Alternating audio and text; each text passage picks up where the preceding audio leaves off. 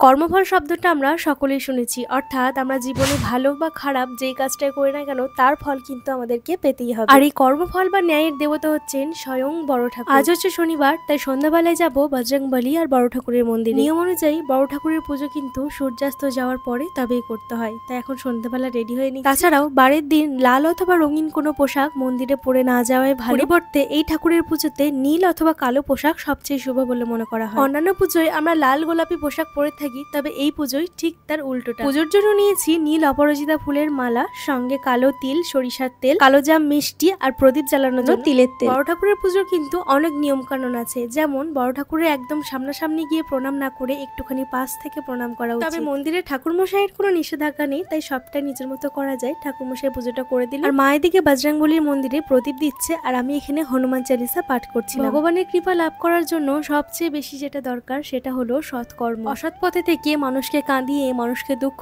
দিয়ে যতই ভগবানের পুজো করে না কেন ভগবানের আশীর্বাদ পাওয়া যায়। বাইরে ঢুকেই দেখি পার্সেল। হুগলি জেলা থেকে গোপালের জন্য জামা গয়নার সেট এসেছে। ড্রেসের ডিটেলসটা খুব তাড়াতাড়ি শেয়ার করব।